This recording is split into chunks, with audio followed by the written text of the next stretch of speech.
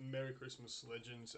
Timu Stream Tom back on deck. I just was about to TR and for a present to the community, I thought I'd share a build I've been running and explain all the fuck ups I made and how to improve it. And as usual, we'll just go through it, have some fun. So, this is a 18.2 Barbarian Rogue Shader Kai. It's one of these chains builds that have become very popular. If I had a +1 heart or a +3 heart, I would go pure Barbarian to try that out. The reason I didn't was that I thought, in my wisdom, that I wouldn't use the Shadow Dancer tree and the 2 Rogue would give me evasion.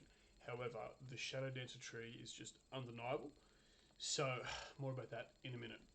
So, the whole thing about this build is with the Shadow Kite change, you need a light, finessable weapon, right? So, like a kukri or a dagger, basically. And so, I've used kukris specifically. The kukris, they get the attack speed bonus from the Vistani Knife Fighter capstone, right? So the whole thing here, I'm using more the Dracula just bite at the moment because it's got the paralysing bits and pieces on it. I put dust on it as well. This is obviously from the new raid. I think it's from Threats. Anyway, it's a fun build. You have a lot of AoE damage. You get your strength quite high. You're pretty survival because of the do all the barbarian shit, the passive damage reduction, and the con from raging and all that kind of stuff. Now, had I been smarter, I would have gone 1 rogue and probably 1 favoured soul, and with that 1 level of favoured soul, I could have got divine might and pumped my charisma. But as I said, mistakes. I'm going to highlight my mistakes. I used Harper Agent to get know the angles and get some extra damage and attack from int, right? But it turns out you only get insight to damage, and your tactical DCs you don't actually get attack, so that sucks. And it also takes more AP enhancement points rather to get there. So that's the first kind of mistake there. Second was just thinking that I shouldn't use Shadow Dancer because the Shadow Dancer tree is great. You get some fort bypass, double strike, and immunity to energy drain. All very strong sneak attack dice. Your D-door, your improved evasion. It's just such a powerful tree for a small splash of like 15 to 20 points. The main tree for the Destinies I used was the Dreadnought. It's another really strong tree. The big reason for me and for the build is being Lacerator. So Lacerator gives the slashing weapon, the crit multi on 19 to 20, which is important because if you're a neuro player and you had less points to work with, you might think to go Fury of the Wild, because Fury of the Wild obviously gets Nature's Fury, and it seems like it's the same bonus, but don't be tricked because it actually says you only get the 19 to 20 crit bonus if you're 2-weapon fighting, 2-handed fighting, or in an animal form. And specifically, we're actually single weapon fighting here and using the kukri, right? So you can't use that. And I know there's some cool stuff in Fury of the Wild to boost your HP if you are on a low life too. However, Dreadnought is still pretty strong and did go for that last rate of that damage there. Don't be like me. I was running in Fury of the Wild while leveling, thinking I was a genius, and wondering why my crits were so low on 20s and 19s. Anyway, I have Racial Completionist, and I know that's another issue for people who just want to casually play the build. I think what really sets this build off is the chains and the Vistani Capstone and the Tier 5 Focused Wrath. I actually think this build is possible to afford on AP if you don't have Racial Completionist. I think. I could be wrong, so you can comment below about my stupidity, but basically you really want to make sure you get this Blade Master for the 5% attack speed. You want to make sure you get up here in Frenzy Berserker for the +2 competence to crit multi. It's very strong. And you want to make sure you get up here to the Greater Spike Chain. I mean, I guess in reality you could just use the normal Spike Chain that you get from just being Shader Kai. I just don't think it's as strong, obviously, because then with this you get 2. I've also taken the Epic Strike, as you can see, your Quick Cutter. I know my screen's overwhelming, but just work with me, boys. There's a lot of information to process here, so we'll just go through it. Quick Cutter, lots more AoE. I have Cracking Attack here, because when you use Cracking Attack and hit someone, you get an increase to your, I believe it's damage or weapon type, yeah. When you hit with Cracking Attack for 12 seconds, you gain +2 W. That's very strong, and you can have 100% uptime on that almost. I've also got Supreme Cleave. That's just something I personally like.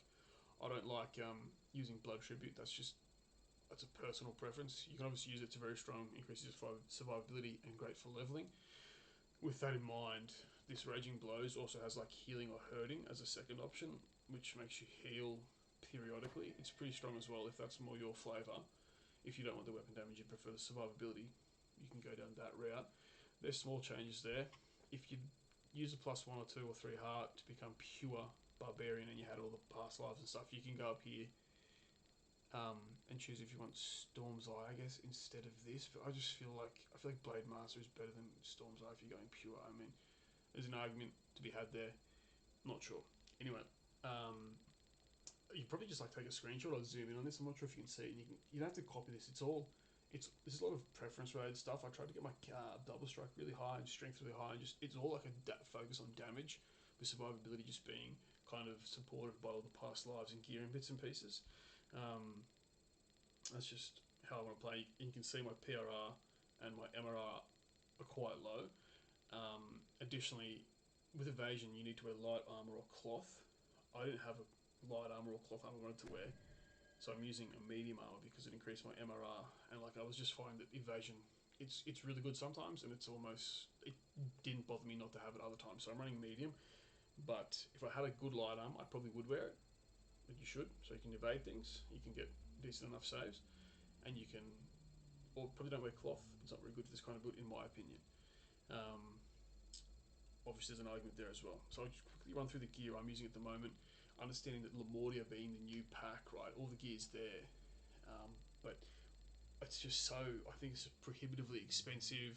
It's missing a lot of good stats that I like to use, and I'm trying to figure it out. It's just not very good, in my opinion, right now. There's some good items and there's some good stats, and it's a bit of power creep, but I just think you can have an R10, R6 to R10 ready tune with older gear, especially with some raid items and stuff here and there. So we just started. We talked about the Kukri. I've obviously got all the full 211,000 Sentient XP, and you just use like all the +2 raid filigrees, and then like Dreadbringer Shadow Device to kind of level it out and get what you can afford, and stack all those like melee power bits and pieces and strength where it's available. So for the helm, I've got the University Champions helm, which is pretty old now, right? But it goes good with the University Duelist's cloak. Quality accuracy, quality deadly, insightful armor piercing, insightful double strike. I'm also rocking another university item from that set, that X pack, the Morgrave X pack, because I really like the Devil's Infernal Dance 3-piece. It's one of my favourite. I think it's really strong because of all the bits and pieces it gets. You can cover it off with different sets and augments, sure, but I just think like the 30% artifact bonus to fort bypass is really strong. Plus your artifact to all ability scores, for me, I love it, and that's what I'm using. You don't have to use that. Also here, I'm using the Legendary Pendant of Crippling Strikes. And that's just because I haven't figured out what I want to use instead in a necklace, so it's kind of flexible for me at the moment. I do have improved trip, and obviously the kick and while they down extra damage is nice, but I just don't think this item is perfect. So basically, the next slot is almost open. You could probably use the Raptor Tooth necklace or one of the new items if that's more your style. I've got a Lunar Gem of physical protection in there for some physical res. Artifact Legendary Periapt of Strength. So the thing here is just such an easy catch-all for your strength, obviously. And it's got Insightful Seeker, which is cool, and Quality Seeker. I think Insightful Seeker is kind of hard to come by from memory, but Quality Seeker I know you can craft with Lemortia. Up to you. I've got Sneak Attack damage in there because I'm using a 3-piece for the Sneak Attack dice with the Perfect Silence, as you can see there. So that's kind of becomes again what you want to focus on, what you've got on hand. I know a lot of people might not have the 3-piece for that, so, or maybe people don't care about Sneak Attack, but as I said, focusing on damage, grabbing what I can here and there. For the belt, now here's another one where I think there's a lot of room for discussion that it might not be perfect. I just happen to have this one in the back. I use it, it's got 2 bonuses. It's good enough. Has the Insightful Intelligence to back up my know the angles. However, there's a strap of Savviness, which is the equivalent of this, but has Insightful Charisma. That would probably be better if you use Charisma as your trance stat. So that's kind of another mistake I've made, but also it's a bit of laziness. Like I don't have that on hand, so I'm just using this for now and going on int. I've got my Diamond of Int in there as well. Like it's kind of a catch-all for that stat, and a Lunar Gem of Melee Power. There's a 15 Profane Melee Power, very strong. I'm gonna try and get that. That's part of your DPS. The first ring I've got, and this is embarrassing, guys. Please don't laugh. It's the third Year of Summer. Is that you say? The Year of Summer, which is actually a caster ring. I just could never find the good strong rings from the pack. These are in the Myth Draenor pack. So I've got this thing. I'm thinking here, if you can get one of the good rings, being the Equinox of Autumn, I believe, then you're good to go. I'm thinking I might move over to one of the Relentless Raid ring, which has a couple of slots for crafting, flexibility, and it's got like a paralyzing on attack um, effect, which is pretty strong. So there's an option there, and as you can see, like this build is very strong, and I feel very powerful in all content, but there's still room to grow for me, and I still performs very well. And for the gloves, I'm using the legendary Claws of the Cold Light Walker from Lemordia, trying to squeeze this Lemordia gear. I'm trying to find places for it, make it work. This one here, like I don't improve deception. It's a good effect. Quality assassinate, not really useful for me. But I've put plus 17 double strike because that's probably the highest bonus you can get for that. And I've also got some my deception on there as well, because deception I just found in this gear set. I couldn't slot it on. There's lots of other sources of deception which you could get in, but I think deception is one of those base stats you really need on DPS. Besides, like your main stats, strength, your melee power, bits and pieces, and you really want like deception. It's very powerful. And I've just dropped in some weapon damage on there for my Lunar slot, Dex and Dodge. Just trying to fill all the gem slots with useful stats. Now for the boots, these legendary Greaves of Season's Warding, I just think right now they're probably best in slot for most every build, but there's also really good boot options out there if you don't care about the absorptions, right? I believe there's some raid boots that are pretty good, and more easily acquirable boots will fill this slot well. But this is like it's a defensive choice. I mean, is it the boots of the Draclich or whatever? Probably good. Is that the ones? Anyway, there's better boots, but this is what I'm using. I find sometimes because I'm like I said, I don't have evasion because I'm stupid. I'm using medium armor. These absorptions help mitigate some of the damage I take from that stupid choice and gearing. I've just popped a Draconic Soul Gem in there. I think Draconic Soul Gem very strong. You should try and always get that in. I've got an insightful stuff there, and the Lunar protection for the 30 profane to magical. This other ring here, the Ring of Unbridled Might. The reason I really like this one is because it's got insightful accuracy, and as I said before, my trance doesn't give insightful accuracy. It's got quality strength, which is fantastic, and I've got a good curse on there. So obviously your curses, I understand people's curses might change their gearing choices. So flexible here, there probably is some better rings, but I like this one at the moment. I'm just trying to find something better, but don't have the option at the moment. And I've got my Emerald of Greater Rage in there, so I've got more and better rages. Here I've got Braces of the Battle Rage. I understand this is a raid item, but it's just so powerful in how it gives you all your fortification in one slot, and then you can put a plus 7 or a plus 3 or a plus 15 on it for a stat. It's yeah, it's such a great item. And with the way content is going, the harder it gets, the more fortification you really need, because crits will kill you as you go up in difficulty. I'm sure people are well aware. I think if you have under 200 fortification, it's a little bit it's a bit dicey out there. I mean, I've only got 300, and I know that some of the newer raid bosses, especially let's say Relentless for example, I'm pretty sure that boss will crit if you have under 500% fort. So there's an argument there as you move into harder content that this item is all like these three stats, these three fortifications are critically important. So I've got that. I understand people might not be able to do that raid, might not have that, but you want to focus on getting your fortifications from wherever you can. Great catch-all. I've just popped some it's part of my 3-piece in there, and accuracy, actually very powerful. You want to make sure you're nailing those crits as the content gets harder. Can't speak. As the content gets harder, the AC of the mob is quite high. I find sometimes even with around 200 to hit, sometimes I'm getting grazing hits. So I think every point of attack is very important. I talked about the armor previously, and the goggles here, goggles of the Berserker. I still think they're amazing. Not best in slot. Not gonna make that argument, but they're so strong because of the enhanced blood rage, the relentless fury. Life Sword is good, and Ghostly is also very strong. You can just put whatever you want on this item. I've got Insight for Charisma and my 3-piece Augment set and some magical resistance. So that's a setup at the moment. It's good enough to easily jump to R6, tear stuff apart. I feel strong in raids. I do R10s and feel okay. I mean, I die sometimes, forget hit because of the low PRR.